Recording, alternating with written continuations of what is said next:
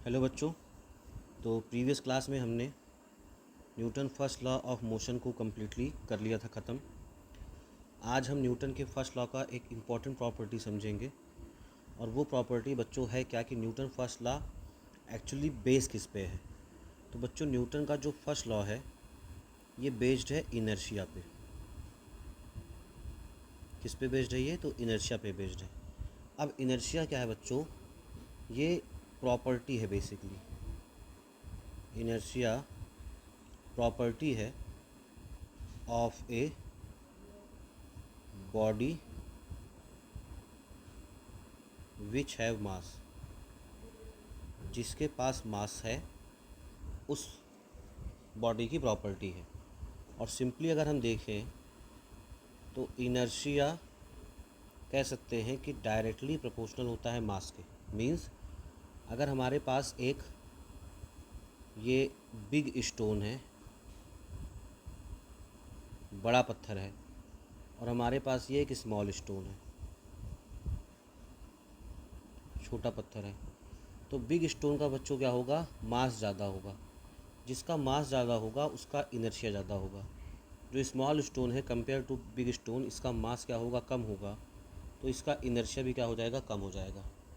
अब ये इनर्शिया कम या ज़्यादा होने से बच्चों क्या होता है, इस बात को आप ध्यान से समझेंगे। मैंने न्यूटन के फर्स्ट लॉ में आपसे ये कहा कि अगर ऑब्जेक्ट रेस्ट पे है तो वो remain at rest. Remain at rest यानी वो रेस्ट पर ही रहेगा, रेस्ट पर बना रहेगा। अगर ऑब्जेक्ट मोशन में है यानी मूव कर रहा है तो रिमेन इन मोशन। और ऐसा कब हो पाएगा? देखिए, जैसे आपसे मैंने कहा कि जो बड़ा पत्थर है रखा हुआ है और इसको आप डिस्प्लेस करिए, इसको हटाइए इसकी जगह से, तो आप क्या करोगे? इस पर फोर्स अप्लाई करोगे। लेकिन बड़े पत्थर को क्या हटाना आसान होगा? नहीं।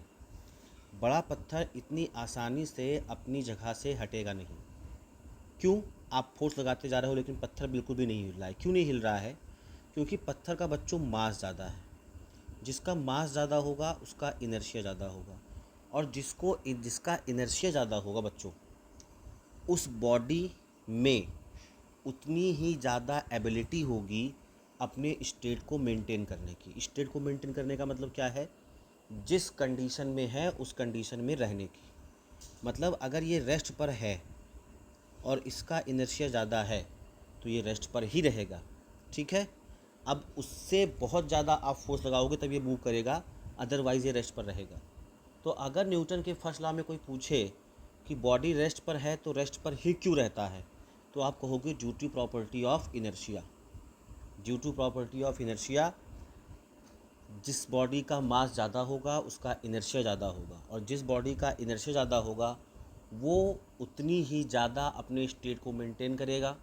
यानी अगर रेस्ट पर है तो रेस्ट पर रहेगा, मोशन में है तो मोशन में रहेगा।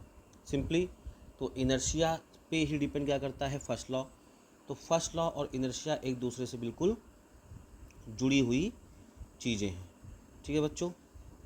अगर हम इसके आगे देखें, ठीक है ना, हम अगर इसके अब आगे देखें तो आगे क्या है देखते हैं हम। दूसरा तो ये न्यूटन का पूरा बच्चों फर्स्ट लॉ था। हमें अब बेसिकली पढ़ना है न्यूटन का सेकंड लॉ। न्यूटन्स का सेकंड लॉ देखना है। अब न्यूटन का जो सेकंड लॉ है इससे बच्चों हमको मिल जाता है फोर्स का फॉर्मूला। क्या मिल जाता है इससे हमें? बेसिकली फोर्स का फॉर्मूला। कौन सा फोर्स? जो हम इस चैप्टर में पढ़ रहे हैं, पुश और पुल के फॉर्म में। तो ये फोर्स का फॉर्मूला क्या हो जाएगा बच्चों? ये फोर्स का फॉर्मूला हो जाता है F=m×a, जहाँ पे m क्या है? m है मास, और a क्या है? a है एक्सेलरेशन। ठीक है। अब ये एक्सेलरेशन क्या है? मास तो आप समझते हो, मास क्या होता है? Amount of matter content in a body. लेकिन एक्सेलरेशन क्या होता है बच्चों? एक्सेलरेशन, तो एक्सेलरेशन होता है बच्चों चेंज इन वेलोसिटी, और इसको तुम डिवाइड कर दो टाइम टेकन से। इसको किससे डिवाइड कर दो, टाइम टेकन से। अब चेंज इन वेलोसिटी को हम क्या लिखेंगे, ये भी इम्पॉर्टेंट है। तो acceleration equals to change in velocity को लिखेंगे हम फाइनल वेलोसिटी से आप माइनस कर दो इनिशियल वेलोसिटी को, फाइनल वेलोसिटी से इनिशियल वेलोसिटी को माइनस कर दो और इसे डिवाइड फिर किससे किया, टाइम टेकन से। तो अब बच्चों कुछ चीज़ें आपको ध्यान रखनी है।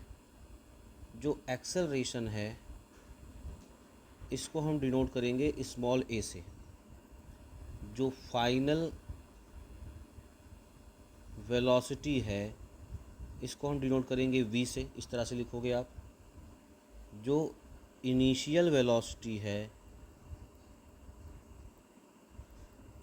इसको लिखेंगे हम यू से, कंफ्यूज नहीं होना है, सब अलग अलग है। और जो टाइम टेकन है, जो टाइम टेकन है इसे लिखोगे स्मॉल टी से। तो अगर हम इस चीज़ों को ऐसे कर दें तो एक्सेलरेशन को हमने सिंपली लिख दिया ए, फाइनल वेलोसिटी को लिख दिया हमने वी, माइनस इनिशियल वेलोसिटी को लिख दिया यू, और टाइम हो गया टी।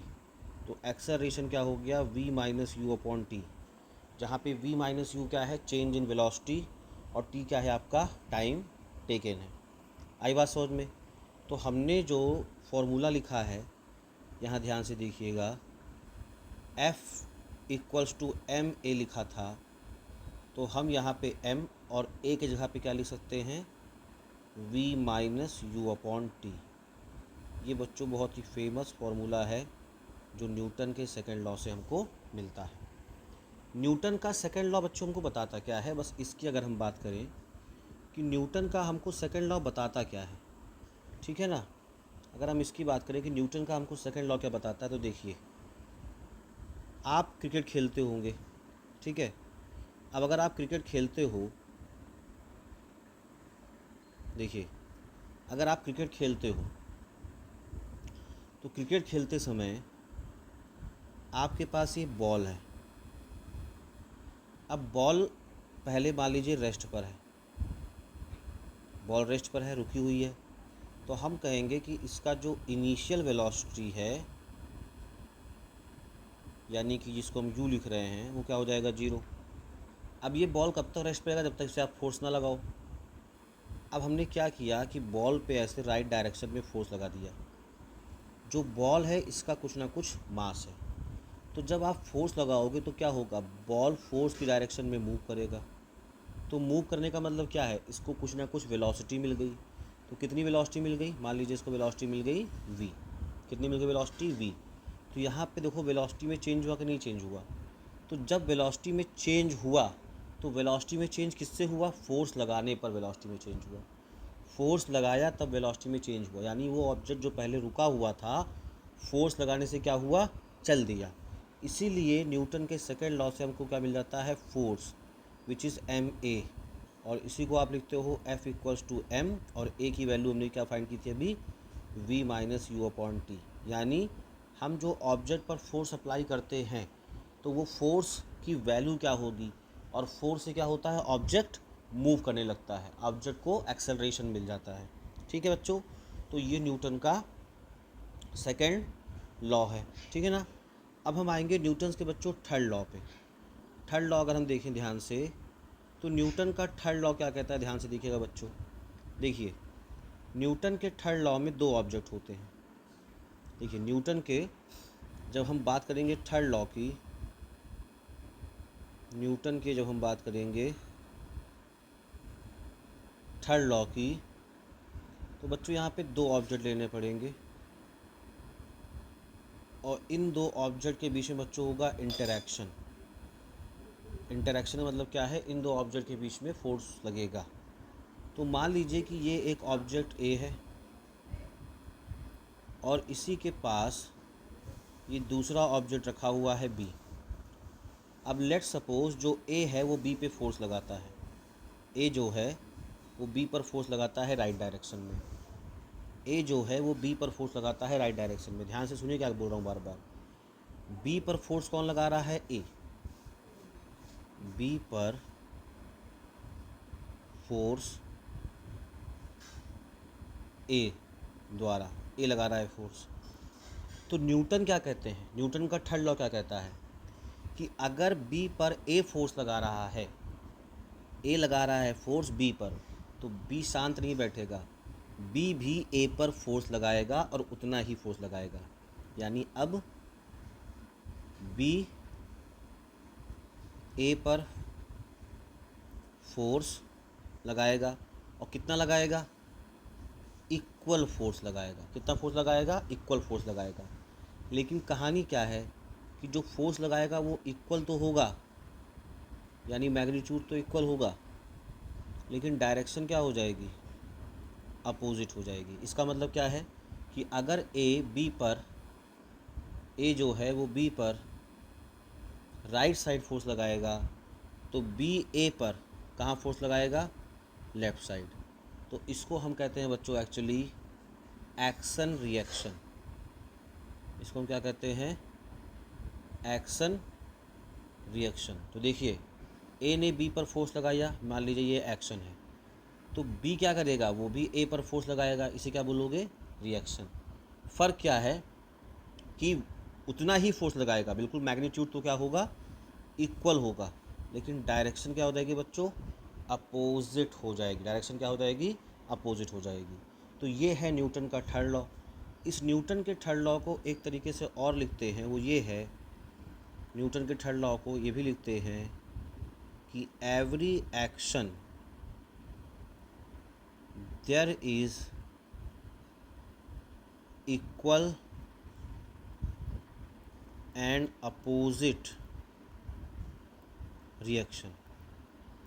इसका मतलब क्या है कि जैसे अगर आपने मान लीजिए वॉल पे आपने हिट किया, फोर्स लगाया, तो क्या हाथ से अपने अपने हाथ से आपने वॉल को हिट किया, हाथ ने दीवार को मारा, तो देखो आपके हाथ में भी चोट फील होती है, वो फोर्स फील होता है। क्यों, क्योंकि जब आप दीवार पे हिट करते हो तो दीवार भी आपको उतने ही फोर्स से हिट करता है।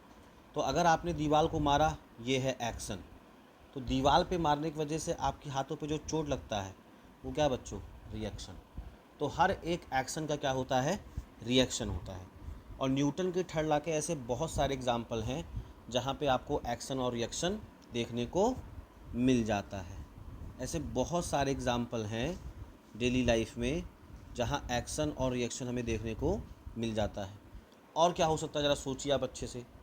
कभी आप देखिए रियल लाइफ में, जैसे रियल लाइफ में क्या होता है कि जैसे हम मान लीजिए हमारे पास ये गन है, ठीक है ना, ये गन है। अब जब गन को हम बच्चों फायर करते हैं तो इससे क्या होती है, बुलेट यानी गोली आगे निकलती है। तो देखो बुलेट जब आगे निकलती है तो जो इंसान बंदूक चलाता है उसको पीछे की तरफ एक झटका यानी कि जर्क महसूस होता है, ठीक है। तो गोली जब आगे निकलती है, ट्रिगर हम दबाते हैं यहाँ से, तो गोली आगे निकलती है, ये एक्शन है, यानी कि बंदूक ने गोली पे फोर्स लगाया। तो थर्ड लॉ के हिसाब से गोली भी क्या करेगा, बंदूक पे फोर्स लगाएगा, कहाँ लगाएगा, पीछे की तरफ। तो ये क्या बन जाएगा इसका, रिएक्शन। तो हर एक एक्शन का रिएक्शन होगा। तो जब भी हम बंदूक से गोली फायर करेंगे तो गोली जाएगी आगे और हमें झटका कहाँ लगता है, पीछे की तरफ हमें झटका लगता है। आई बात समझ में। कभी आप देखो रॉकेट का सिस्टम देखो क्या है, ये रॉकेट है अगर ऐसे दिवाली वाला भी, और जो हम बड़े लेवल पे रॉकेट छोड़ते हैं वो भी। तो जब रॉकेट को आप फायर लगाते हो, आग देते हो उसमें, तो नीचे की तरफ बहुत तेज़ी से यहाँ पे एग्जॉस्ट गैस ऐसे निकलती है ना, एग्जॉस्ट होकर यहाँ पे गैस क्या होती है, निकलती है। तो ये गैस क्या करती है, ये ग्राउंड पे डाउनवर्ड डायरेक्शन में फोर्स लगाती है। तो मान लीजिए ये हो गया एक्शन, ये फोर्स जो लगा रहा है ग्राउंड पे, गैस जो निकल रही है, ये क्या हो गया, एक्शन। तो अब ये गैस जब नीचे निकलेगी तो इस पे ऊपर के डायरेक्शन में क्या लगेगा, फोर्स, यानी कि इसका रिएक्शन। तो ये क्या हो जाएगा, रॉकेट फिर ऊपर उड़ने लगता है। समझ रहे हो। तो ऐसे बहुत से डेली लाइफ में आपको एग्जांपल मिलेंगे जहाँ पे ये एक्शन और रिएक्शन होता है। तो ये बच्चों न्यूटन का थर्ड लॉ है। थोड़ा सा आपको और सोचना है कि कौन सा एक्शन है और कौन सा रिएक्शन है, ठीक है ना। देखते हैं इसके आगे कुछ और सी चीज़ें हैं।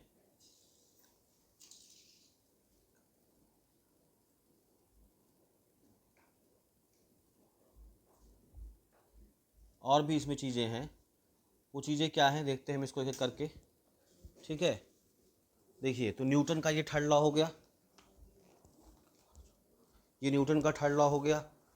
अब न्यूटन के थर्ड लॉ के बाद और भी क्या चीज़ें हो सकती हैं, तो इसमें बच्चों हमें फोर्स का फॉर्मूला मिल जाता है। अब उसी फोर्स के फॉर्मूले से हमें इसकी यूनिट भी मिल जाती हैं, और वो यूनिट भी बच्चों हमको देखनी है। वो यूनिट क्या है, जैसे क्या होता है कि आप बाज़ार से कोई सामान लाने गए, तो अगर वो मास है तो उसको आप किलो में लाते हो, कपड़ा लाने गए तो उसको मीटर में लाते हो, दूध लेने गए तो लीटर में लाते हो। तो ऐसे बच्चों यहाँ पे फोर्स की यूनिट बनेंगी। ऐसे ही क्या होगा यहाँ पे,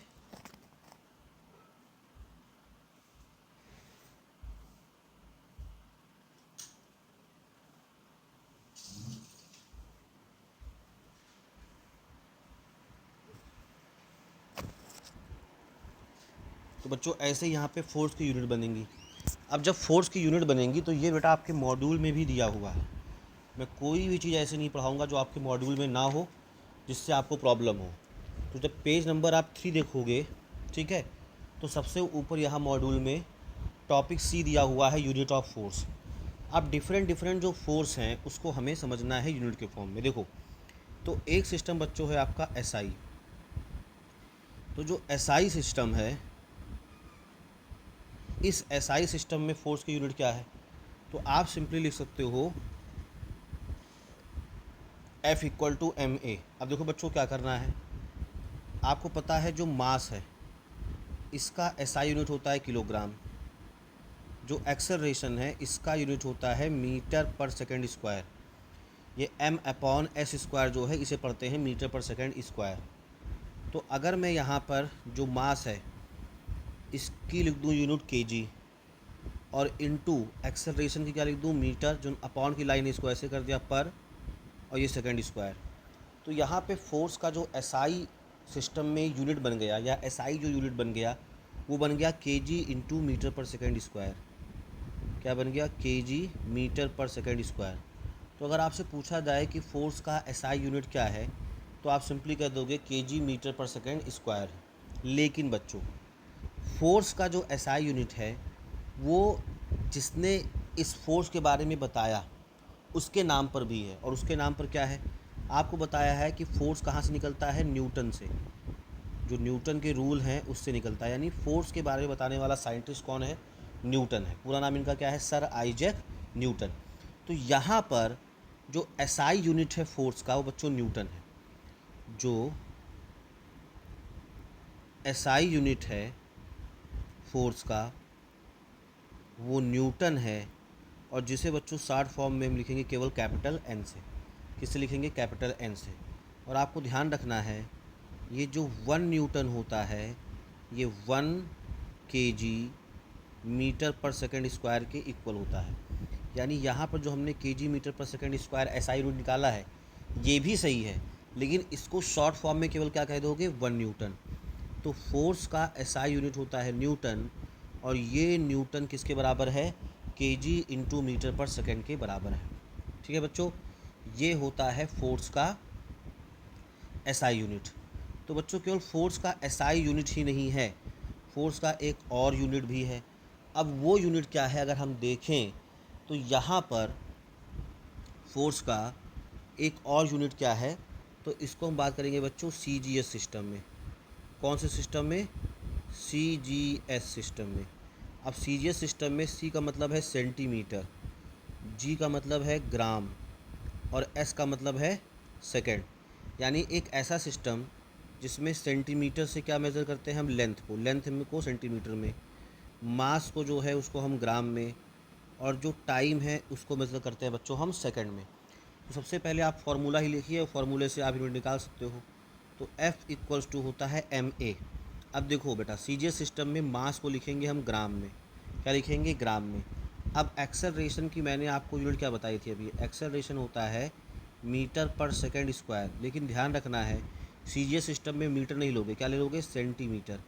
और जो सेकंड स्क्वायर है तो यहाँ भी टाइम सेकंड ही रहेगा, तो क्या हो जाएगा, सेकंड स्क्वायर। यानी एक्सेलरेशन हो जाएगा सेंटीमीटर पर सेकंड स्क्वायर। तो ग्राम इंटू सेंटीमीटर पर सेकंड स्क्वायर, ये बच्चों हो गया इसका एसआई यूनिट। लेकिन जैसे हमने यहाँ पर ऊपर देखो ध्यान से, केजी इंटू मीटर पर सेकंड स्क्वायर को हमने क्या कह दिया, न्यूटन, शॉर्ट फॉर्म में क्या कह दिया, न्यूटन। ऐसे यहाँ पर सीजीएस में जो ग्राम पर सेंटीमीटर, ग्राम इंटू सेंटीमीटर पर सेकंड स्क्वायर है, इसको शॉर्ट फॉर्म में हम कह देंगे डाइन। क्या कह देंगे, डाइन, DYNE, डाइन। आई बात समझ में। तो यहाँ पे 1 डाइन जो है, 1 डाइन इक्वल किसके होगा, 1 ग्राम इंटू सेंटीमीटर पर सेकंड स्क्वायर के। तो आपको ये ध्यान रखना है। तो अगर आपसे अब पूछा जाए कि बच्चों फोर्स की यूनिट बताओ, फोर्स की यूनिट बताओ, तो फोर्स की 2 यूनिट हैं। अगर हम एसआई यूनिट की बात करेंगे तो फोर्स की एसआई यूनिट आप कहोगे न्यूटन। क्या कहोगे, न्यूटन। शॉर्ट फॉर्म में क्या लिखोगे, एन से। लेकिन ये 1 न्यूटन किसके बराबर हो जाएगा, 1 kilogram into metre per second square के। फिर अगर फोर्स की इसी हम बात करें सीजीएस यूनिट में, अगर हम बात करें फोर्स की सीजीएस यूनिट में, तो इसका बच्चों सीजीएस यूनिट क्या हो जाएगा, डाइन। क्या हो जाएगा, डाइन। और 1 डाइन जो होगा ये इक्वल होगा 1 ग्राम इंटू सेंटीमीटर पर सेकेंड स्क्वायर के। तो आपको ध्यान रखना है, आपको ध्यान रखना है कि यहाँ पर 2 यूनिट होती हैं, एक एसआई और एक सीजीएस। ठीक है ना। अब क्या होता है कि जब हम क्वेश्चन करते हैं तो यहाँ पे न्यूटन और डाइन के बीच में रिलेशन भी आता है। जैसे क्या होता है कि क्वेश्चन में आपको न्यूटन में दिया है कि डाइन में दिया है, इस बेस पे आपको करना होता है सॉल्व। तो यहाँ पर अगर हम इनके बीच का रिलेशन देखें, अगर इनके बीच का हम रिलेशन देखें बच्चों, तो यहाँ पे रिलेशन क्या होगा, यानी नेक्स्ट हमारा जो टॉपिक है वो है relation between the Newton and dyne, इसके बीच का रिलेशन है। तो देखिए बच्चों क्या होता है, 1 न्यूटन इक्वल्स टू हमने अभी लिखा 1 kg इंटू 1 मीटर पर सेकंड स्क्वायर। अब कन्फ्यूज मत होइएगा बच्चों, जैसे आपकी कॉपी में मीटर पर सेकंड स्क्वायर जो है इसको बच्चों ऐसे भी लिखा गया है, मीटर इंटू सेकेंड पावर -2। अब इसको कैसे लिखते हैं समझ लीजिए। जैसे मीटर अपॉन सेकेंड पावर -2 लिखा, इस सेकेंड पावर 2 को अगर ऊपर ले जाएं तो मैथ का रूल क्या है, ऊपर ले जाने पे बीच में मल्टीप्लाई का साइन, और जब इस ऊपर ले जाओगे तो बच्चों तो पावर का साइन चेंज हो जाएगा। नीचे पावर क्या है, प्लस में, ऊपर जाके हो जाएगा माइनस में। तो आपकी बुक में जब देखोगे, आपकी बुक में मॉड्यूल में यहाँ पे अपॉन ना लिख करके इसने इंटू लगा दिया है और -2 कर दिया, तो बेटा दोनों बातें सही हैं। अब हमें न्यूटन को कन्वर्ट करना है डाइन में, यानी एक न्यूटन में कितने डाइन होते हैं निकालना है। तो कैसे निकालेंगे, कन्वर्ट करिए। तो आपको पता होना चाहिए कि 1 किलोग्राम में होते हैं 1000 ग्राम, यानी किलोग्राम की जगह पे हम 1000 ग्राम पुट कर देंगे। फिर जब लिख रहे हैं बच्चों 1 मीटर पर सेकेंड स्क्वायर, तो मीटर को हम सेंटीमीटर में कन्वर्ट करेंगे। तो 1 मीटर में होता है 100 सेंटीमीटर, तो यहाँ पे 100 सेंटीमीटर हो जाएगा और नीचे क्या हो जाएगा, सेकेंड स्क्वायर। तो अब इसको आप कन्वर्ट कर दीजिए, देखिए कैसे करेंगे। तो यहाँ पे 1 न्यूटन 1 kg हो गया 1000 ग्राम, ठीक है, इंटू मल्टीप्लाई 1 मीटर का मतलब क्या हो गया, 100 सेंटीमीटर हो गया, और इंटू क्या कर दोगे, सेकेंड पावर -2। अब देखो क्या है बच्चों, 1000 को हम लिख सकते हैं 10⁻3, ठीक है, और ये ग्राम। 100 को लिख सकते हैं हम 10⁻2, और सेंटीमीटर सेकंड का पावर -2। अब ये देखो क्या हो जाएगा, 10⁻3 और 10⁻2 दोनों में बेस है 10 और पावर है 3 और 2, तो पावर जुड़ जाएंगे। तो 3 और 2 क्या हो जाएगा, 5। ये ग्राम सेंटीमीटर सेकंड पावर -2, और ग्राम सेंटीमीटर सेकंड पावर -2 को हमने क्या बोला था, डाइन। तो यहाँ पे 1 न्यूटन, ये 10⁵ और इसको लिख दिया क्या हमने, डाइन। तो आपको पता चलना चाहिए फिर यहाँ से कि 1 न्यूटन की वैल्यू किसके बराबर होती है। तो 1 न्यूटन बच्चों बराबर होता है 10⁵ डाइन के। यानी अगर आपको न्यूटन दिया हो और डाइन में कन्वर्ट करना हो, न्यूटन को डाइन में कन्वर्ट करना हो, तो 10⁵ से मल्टीप्लाई कर दोगे। लेकिन अगर डाइन को न्यूटन में कन्वर्ट करना हो तो यहाँ पे 10⁵ से डिवाइड कर दोगे। ये बच्चों इसकी बेसिक बात है। अब इसके बाद एक एक्टिविटी दी है, उस एक्टिविटी को आप खुद से पढ़ सकते हो। बहुत ही बेसिक एक्टिविटी है, बहुत ही बेसिक एक्टिविटी है, ठीक है ना। उस एक्टिविटी के बाद मैं चलता हूँ कुछ इसके आगे। अब इसके आगे क्या देखना है हमको बच्चों, चलिए इसके आगे हमको जो देखना है,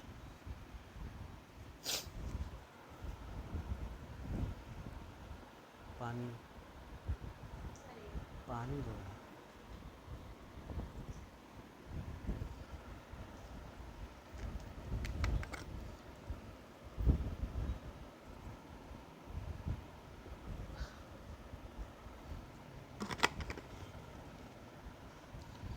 देखिए बच्चों, तो एक्टिविटी जो है पेज नंबर 3 पे जो दी हुई है, इसे आप आसानी से पढ़ सकते हो।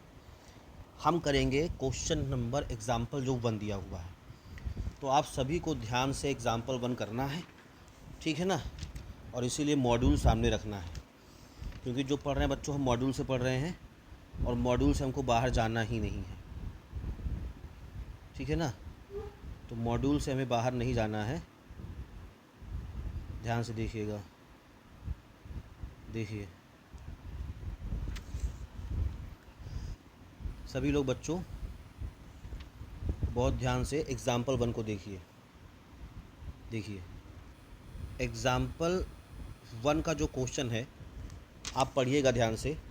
Calculate the force required to produce an acceleration of 5 metre per second square in a body of mass 2.4 kg।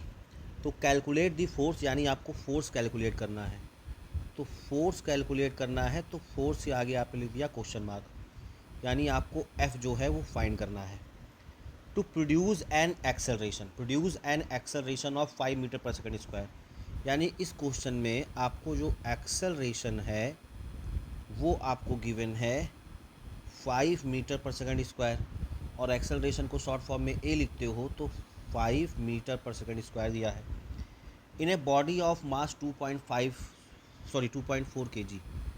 तो मास आपको दिया हुआ है 2.4 kg, ठीक है। अब देखिए आपको m यानी मास पता है 2.4, आपको एक्सेलरेशन पता है 5 मीटर पर सेकेंड स्क्वायर, आपको फोर्स फाइंड करना है, यानी फोर्स पे क्वेश्चन मार्क लिख दीजिए। तो आपको अब सोचना है कि कौन सा हम फार्मूला लगाए जिससे हमें फोर्स मिल जाए। तो न्यूटन के सेकंड लॉ से मैंने आज ही आपको पढ़ाया, सबसे बेसिक और सिंपल फार्मूला क्या होता है, F equal to M A, और एम ए ना याद रख पाओ तो माँ, m इंटू ए क्या हो गया, माँ हो गया, ठीक है। तो दुनिया का force F equal to M A, F equal to माँ, ऐसे याद कर सकते हो। तो यहाँ पे m की वैल्यू क्या है 2.4 हमने पुट कर दिया, एक्सेलरेशन की वैल्यू क्या है ये हमने पुट कर दिया 5। अब केवल इसको आप सॉल्व कर लीजिए। तो सॉल्व करने के 2 तरीके हैं, एक तो सिंपली इसे आप मल्टीप्लाई करिए। सिंपली अगर आप मल्टीप्लाई नहीं कर सकते हैं तो ऐसा भी करिए कि यहाँ पे डेसिमल हटा करके नीचे एक जीरो बढ़ा दीजिए, तो 5 से ये 2 टाइम्स कैंसिल हो जाएगा, 5 2 10। अब ये कितना है, ये है 24/2, तो 2 से कितने टाइम 12 टाइम्स, तो ये 12 आ गया। अब मैंने बताया था फोर्स की यूनिट क्या है, न्यूटन है, तो केवल 12 नहीं होगा बच्चों, क्या होगा, ये न्यूटन होगा। तो फर्स्ट क्वेश्चन का आपका आंसर कितना आ जाएगा, F equals to force 12 Newton. Force F कितना आ जाएगा, 12 न्यूटन आ जाएगा। तो ये आपको बच्चों बेसिक सा क्वेश्चन था एग्जाम्पल 1 का, समझ रहे हैं बच्चों। नेक्स्ट क्वेश्चन हम देखते हैं। तो चलिए नेक्स्ट क्वेश्चन सभी लोग देखेंगे, आराम से पढ़िए क्वेश्चन को और समझिए। देखिए एग्जाम्पल 2 जो है ये थोड़ा सा आपको ध्यान रखना है। देखिए एग्जाम्पल 2 क्या है, a force acts for 0.2 second on A body of mass 2.5 kg initially at rest. The force then ceases to act and the body moves through 4 meter in the next 1 second. Calculate करना है आपको magnitude of force. क्या calculate करना है, magnitude of force calculate करना है। चलिए देखते हैं इस क्वेश्चन को।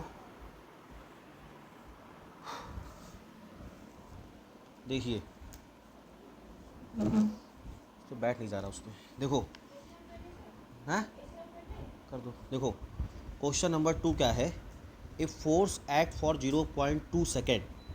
तो 0.2 सेकेंड का मतलब इस क्वेश्चन में आपको टाइम गिवन है। टाइम कितना गिवन है? 0.2 second. Act on a body, तो ये मान लीजिए एक बॉडी है, इस बॉडी का कुछ ना कुछ मास है, ठीक है। इनिशियली कैसा है बच्चों? ये रेस्ट पर है। अब इस पर जो फोर्स लग रहा है F, वो कितने टाइम तक लग रहा है? 0.2 सेकेंड तक।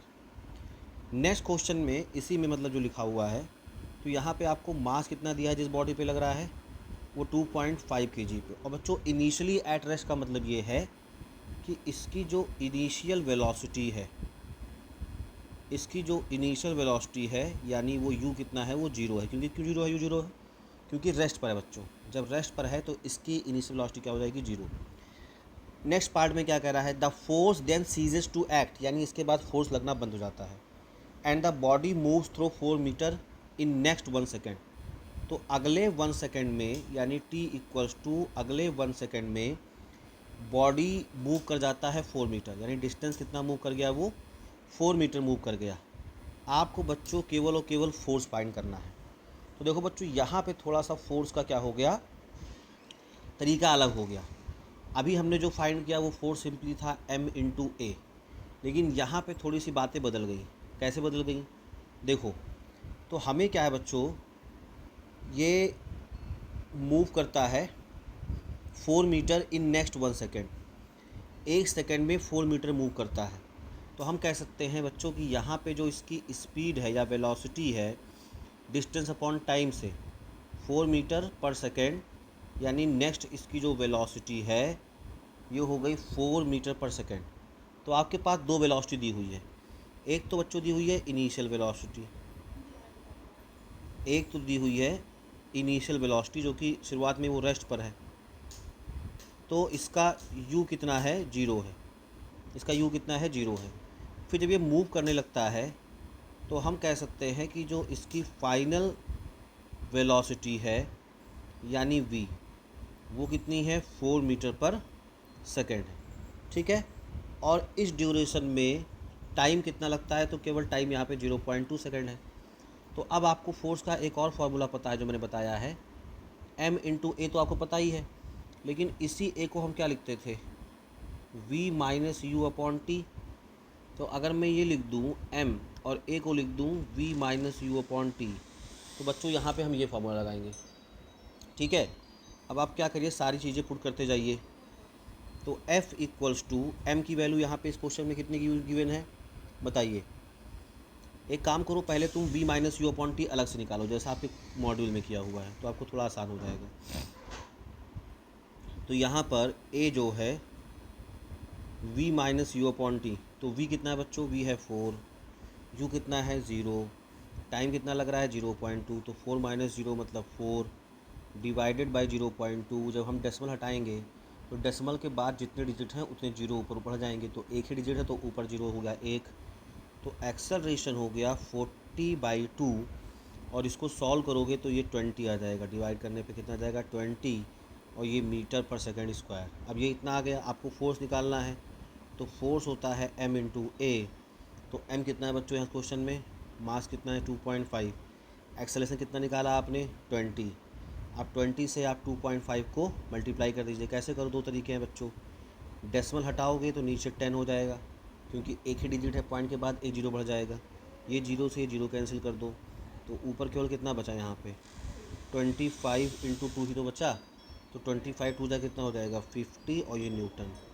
तो सेकंड जो एग्जांपल है बच्चों, इसमें फोर्स कितना हो जाएगा? सेकंड एग्जांपल में फोर्स बच्चों हो जाएगा 50 न्यूटन। ये आपके मॉड्यूल का सेकंड क्वेश्चन है, ये आपके मॉड्यूल का सेकंड क्वेश्चन है, ठीक है। आई होप आपको समझ में आया होगा। थोड़ा सा इसमें जो वैल्यूज़ दी हुई हैं एक एक करके ध्यान से आप देखेंगे तो आपको चीज़ें समझ में आ जाएंगी, ठीक है बच्चों। चलिए नेक्स्ट क्वेश्चन हम देखते हैं, जो क्वेश्चन नंबर थर्ड है। क्वेश्चन नंबर जो थर्ड है उसको हम देखते हैं। देखिए,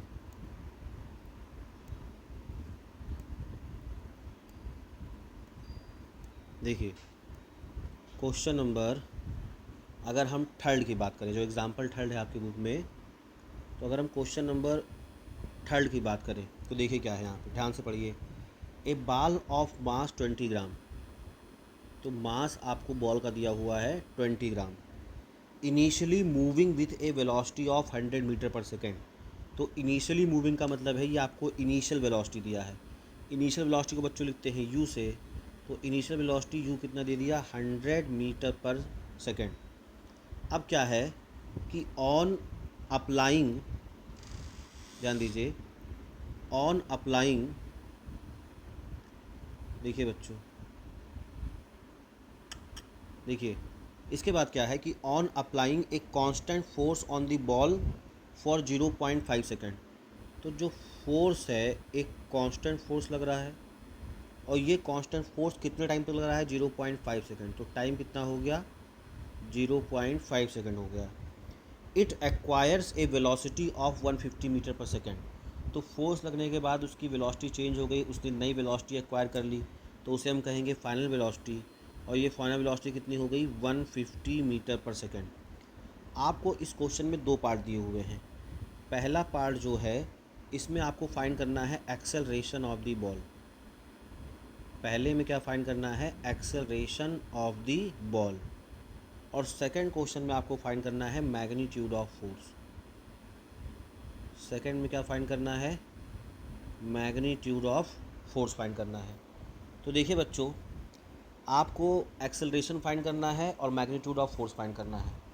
तो इसको हम बहुत आसानी से कर सकते हैं। ध्यान दीजिए, थोड़ा सा बस ध्यान देना, ज़्यादा नहीं। देखो दो चीज़ें हैं केवल। आप सबसे पहले यहाँ पे देखिए, जो मास है ये ग्राम में दिया हुआ है, और हमने जो मास पढ़ा है बच्चों वो किलोग्राम में पढ़ा है। तो 20 ग्राम को तुम किलोग्राम में कन्वर्ट कर लो। कैसे कन्वर्ट करोगे, 1 किलोग्राम में होते हैं 1000 ग्राम। तो किलोग्राम को ग्राम में कन्वर्ट करना होता तो मल्टीप्लाई कर देते, लेकिन उल्टा है, ग्राम को किलोग्राम में करना है तो 1000 से डिवाइड कर दो। तो यहाँ पे 20 डिवाइडेड बाई 1000 जब करेंगे तो 0 से 0 कैंसिल हो जाएगा। अब ये 2/100, यानी 100 से 2 को जब डिवाइड करोगे तो ये 0.02 kg आ जाएगा। कितना आ जाएगा, 0.02 kg आ जाएगा। ये ग्राम से किलोग्राम में कन्वर्ट करना पड़ेगा, क्योंकि हमने मास जो पढ़ा है उसका एसआई यूनिट जो पढ़ा है वो किलोग्राम ही पढ़ा है। ठीक है बच्चों। अब यहाँ पर देखते हैं, एक्सेलरेशन फाइंड करना है। तो सबसे सिंपल फार्मूला होता है बच्चों फोर्स का, F=ma। अब सोचो, अगर यहाँ पे तुम्हें एक्सेलरेशन फाइंड करना हो तो m को इस तरफ ले जाओ, तो बताओ फार्मूला क्या बन जाएगा, बन जाएगा A=F/m। यही तो बन जाएगा ना। तो अगर आपको फोर्स पता हो तो आप आसानी से यहाँ पे एक्सेलरेशन निकाल सकते हो। एक तरीका तो ये होता है, लेकिन आपको इस क्वेश्चन में तो पहले फोर्स पता ही नहीं है। तो एक्सेलरेशन का एक फार्मूला मैंने आपको और पढ़ाया है। वो फार्मूला क्या है बच्चों, बताइए। एक फार्मूला मैंने फोर्स का आपको और पढ़ाया है, सॉरी एक्सेलरेशन का, वो है V-U/T। V का मतलब फाइनल वेलोसिटी, U का मतलब इनिशियल वेलोसिटी, और T का मतलब क्या है, टाइम टेकन। तो आप इस फार्मूले का लगा करके पहले आप एक्सेलरेशन फाइंड कर सकते हो। तो देखते हैं बच्चों ये एक्सेलरेशन कितना हो जाएगा। देखते हैं बच्चों ये एक्सेलरेशन कितना हो जाएगा। देखिए, आपको इस क्वेश्चन में v की वैल्यू गिवन है कि नहीं गिवन है, पहले चेक करिए। बताइए, v आपका गिवन है 150, ठीक है। u आपका कितना गिवन है, 100, और इसमें टाइम कितना लग रहा है, 0.5। तो 150 माइनस 100 यानी 50 डिवाइडेड बाई 0.5। पॉइंट हटाओ तो ऊपर एक जीरो बढ़ जाएगा। अब 5 से इसको डिवाइड करो तो ये 100 मीटर पर सेकेंड स्क्वायर, ये आ गया एक्सेलरेशन। तो जो फर्स्ट क्वेश्चन था आपका एक्सेलरेशन बताना था, वो 100 मीटर पर सेकेंड स्क्वायर बच्चों आ गया। ठीक है। अब इसमें हमें क्या करना है, अब इसमें हमें सेकंड क्वेश्चन करना है। सेकंड क्वेश्चन में क्या करना है बच्चों, हमें फोर्स फाइंड करना है। तो सेकंड क्वेश्चन में जब हमें सेकंड क्वेश्चन में हमें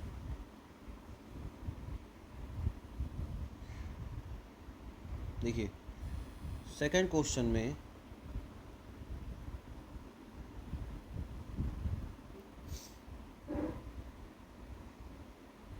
देखिए, पता नहीं इसमें क्या हो जाता है।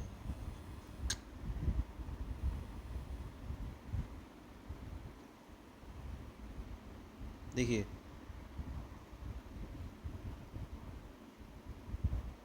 सेकेंड क्वेश्चन में हमें फोर्स फाइंड करना है। तो फोर्स सिंपली क्या होता है बच्चों, मास इनटू एक्सेलरेशन। तो यहाँ पे इस क्वेश्चन में आपको मास गिवन है 0.02 और एक्सेलरेशन अभी आपने फाइंड किया कितना 100। अब इसको सॉल्व कर लीजिए। दो तरीके हैं, सिंपली मल्टीप्लाई करो, अदरवाइज जब यहाँ पॉइंट में हटाऊँगा तो पॉइंट के बाद 2 डिजिट हैं तो 1 के बाद 2 जीरो, 100 से 100 कैंसिल हो गया, कितना बचा, केवल 2 बचा। और कितना हो जाएगा फोर्स, 2 न्यूटन। तो यहाँ पे फोर्स कितना आ गया, 2 न्यूटन। तो बच्चों ये है मॉड्यूल का आपका क्वेश्चन नंबर 3।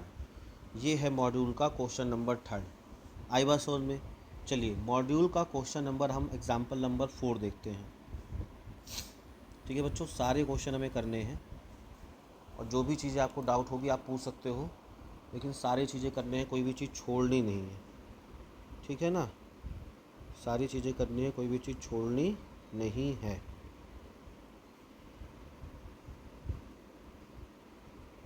देखिए जब हमें क्वेश्चन नंबर 4 करना है तो यहाँ पे दिया हुआ है कि एक क्रिकेट बॉल है, अ क्रिकेट बॉल ऑफ मास 200 ग्राम।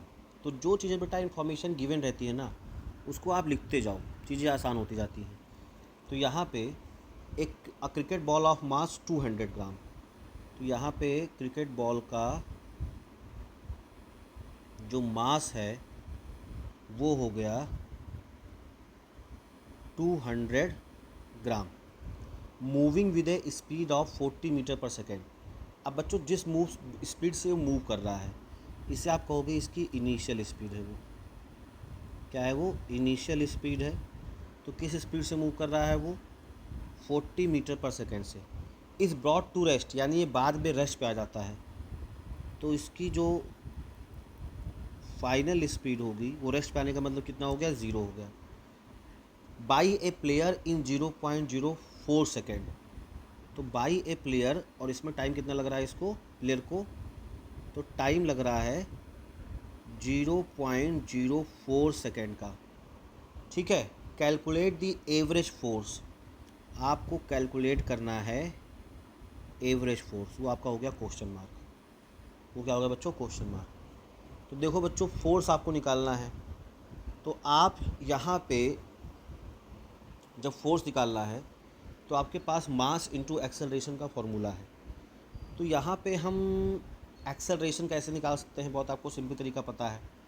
देखो मास को आप क्या लिखोगे यहाँ पे, m 200 ग्राम, और क्या करोगे इसको किलोग्राम में कन्वर्ट करोगे। इनिशियल स्पीड को लिखोगे u से यानी 40 metre per second, final speed को लिखोगे v से यानी 0, टाइम को लिखोगे t से यानी कि 0.04। तो सबसे पहले आप एक्सेलरेशन फाइंड कर लो। तो acceleration v minus you by T होता है। v यहाँ पर है 0, माइनस u का मतलब हो गया 40 और टाइम कितना है 0.04। अब जब इसको सॉल्व करोगे तो 40 डिवाइडेड बाई 0.04, पॉइंट में अगर हटा दूँ तो नीचे 2 डिजिट हैं, ऊपर कितने 2 ही जीरो बढ़ जाएंगे। तो ये 4 से 1 टाइम्स, यानी ये 1000 मीटर पर सेकेंड स्क्वायर। लेकिन ध्यान देना बच्चों, 0-40 का मतलब यहाँ पे माइनस साइन आ जाएगा, तो ये क्या हो जाएगा -1000 मीटर पर सेकेंड स्क्वायर।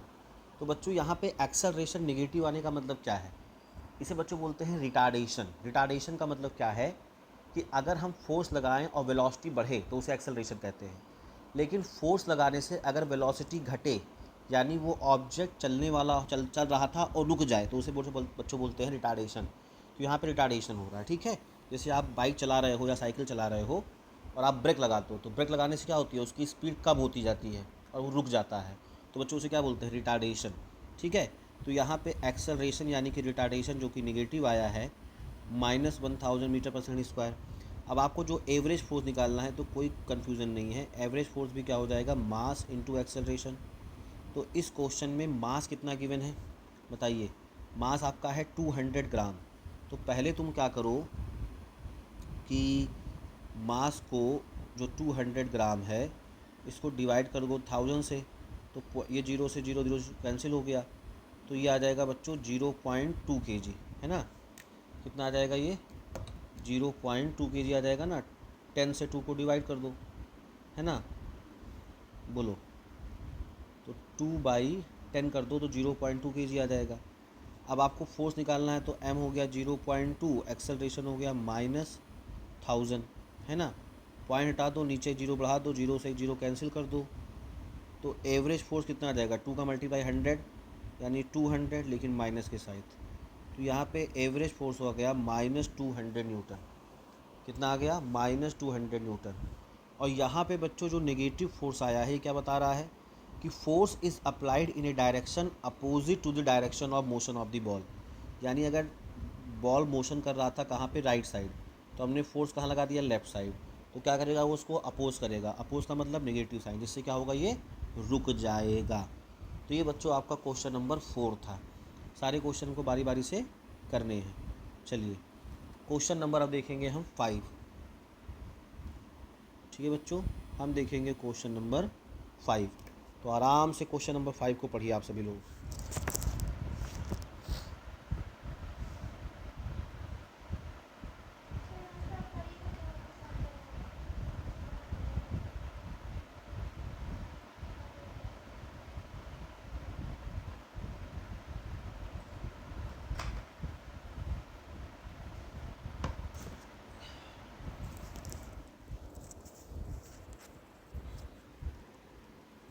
देखिए आपने क्वेश्चन नंबर 5 पढ़ा होगा आई होप। तो यहाँ पर है, a motorcycle is moving with a velocity of 108 kilometre per hour. तो जिस वेलोसिटी से ये मूव कर रहा है, जाहिर सी बात है ये इसकी इनिशियल वेलोसिटी है। तो यहाँ पर मोटरसाइकिल की इनिशियल वेलोसिटी बच्चों दी हुई है 108 kilometre per hour and it takes, तो इनिशियल वेलोसिटी का मतलब u हो गया 108 kilometre per hour and it takes 5 second to stop. यानी इसको टाइम कितना लग रहा है, 5 सेकेंड लग रहा है रुकने में। After the brakes are applied, जब उस पर ब्रेक्स लगाए जाते हैं। Calculate the force exerted by the brakes. तो यहाँ पे आपको कैलकुलेट फोर्स ही करना है on the motorcycle if it's mass along with the rider. अब यहाँ पे जो उस पर राइडर बैठा हुआ है उसके साथ जो मोटरसाइकिल का मास है, ये मास दिया हुआ है बच्चों 250 kg। कितना मास दिया हुआ है, 250 kg। तो आपको फोर्स ही निकालना है फिर से। ठीक है, तो आपको फोर्स का फार्मूला m/a पता ही है। एंड ब्रेक अप्लाई करने के बाद, ब्रेक्स आर अप्लाइड, तो बच्चा रेस्ट पे आ जाएगा।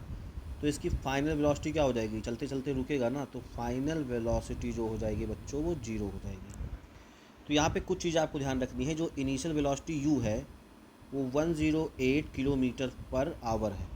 तो बच्चों इसे हमें कन्वर्ट करना है मीटर पर सेकंड में। तो कैसे कन्वर्ट करेंगे, आपको ध्यान रखना है, जब भी हमें किलोमीटर पर आवर को कन्वर्ट करना हो मीटर पर सेकंड में, तो मल्टीप्लाई कर दो 5/18, 5/18 से। तो जो 5/18 से इसको मल्टीप्लाई करेंगे तो ये मीटर पर सेकंड में कन्वर्ट हो जाएगा।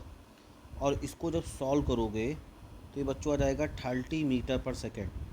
ब्रेक अप्लाई करने के बाद ये रुकता है, यानी इसकी फाइनल स्पीड v हो गया 0।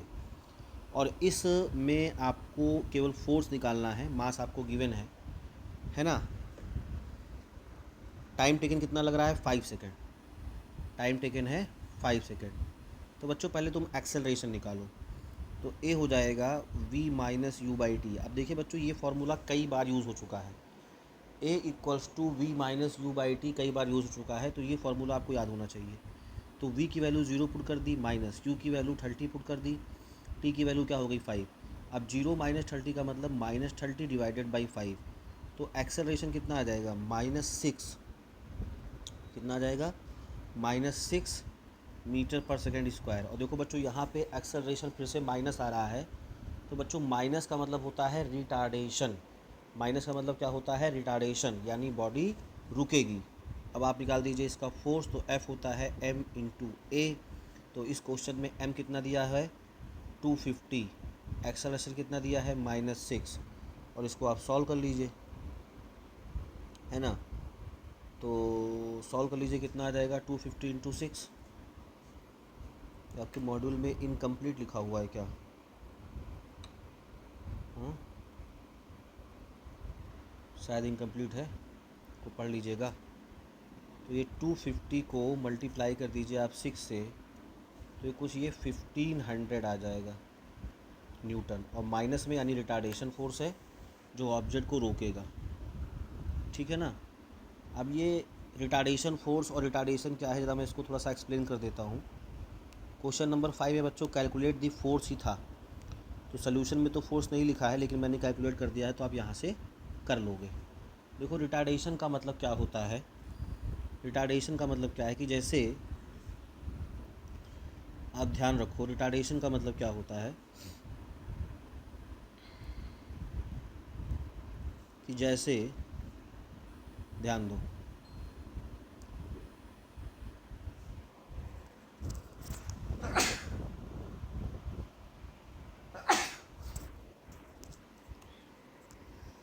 देखिए बच्चों रिटार्डेशन का मतलब क्या होता है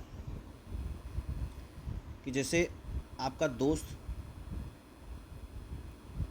बाइसिकल चला रहा था, अब वो पैडल मारे और स्पीड बढ़े, पैडल मार रहा है, पैडल मारने का मतलब फोर्स लगाना, फोर्स लगाने का मतलब उसकी स्पीड बढ़े, तो पहले स्पीड स्लो थी, वो उसकी इनिशियल स्पीड या इनिशियल वेलोसिटी थी, जैसे जैसे फोर्स लगाओगे स्पीड बढ़ेगी, तो जब स्पीड बढ़ेगी तो एक्सेलरेशन होगा बच्चों। एक्सेलरेशन का मतलब वेलोसिटी का जो चेंज है,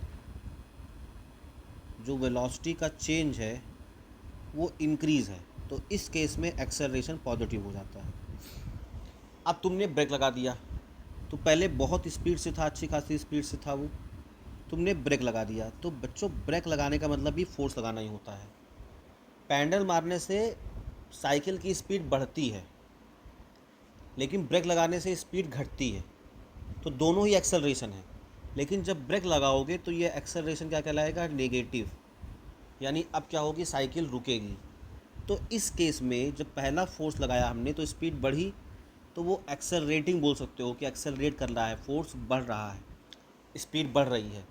लेकिन जब ब्रेक लगाते हैं तो उसकी स्पीड क्या होती है, घटती है, उसकी स्पीड क्या होती है, घटती है। और जब बच्चों स्पीड घटती है तो उसे बोलते हैं रिटार्डेशन। तो रिटार्डेशन के केस में एक्सेलरेशन नेगेटिव होगा तो फोर्स भी नेगेटिव हो जाता है, लेकिन जब स्पीड बढ़ती है तो एक्सेलरेशन पॉजिटिव होता है तो फोर्स भी क्या होता है, पॉजिटिव होता है। आई बात समझ में। तो ये बच्चों कुछ रिटार्डेशन का इसका मतलब है, समझ रहे हो। अब यहाँ पर जब आप पढ़ोगे नेक्स्ट टॉपिक अपने मॉड्यूल में, तो टॉपिक है 5.1 जो है स्टेट ऑफ मोशन। और बच्चों स्टेट ऑफ मोशन का मतलब मैं आपको समझा चुका हूँ कि जैसे कोई भी ऑब्जेक्ट है तो उसके कितने स्टेट हो सकते हैं, दो स्टेट हो सकते हैं। कोई भी ऑब्जेक्ट जो है, कोई भी जो ऑब्जेक्ट है उसके दो स्टेट हो सकते हैं। ध्यान दीजिए, हम अगर ऑब्जेक्ट की बात करें तो ऑब्जेक्ट के जो स्टेट हैं, ऑब्जेक्ट का एक स्टेट तो है स्टेट ऑफ रेस्ट, ऑब्जेक्ट का दूसरा स्टेट क्या है, स्टेट ऑफ मोशन। अब फोर्स लगाओगे तो फोर्स लगाने से क्या होगा, स्टेट चेंज होगा। रेस्ट है तो रेस्ट से कहाँ चला जाएगा, हो सकता है पॉसिबिलिटी मोशन में चला जाए, मोशन में है आपने फोर्स लगाए क्या हो जाए, रेस्ट में चला जाए।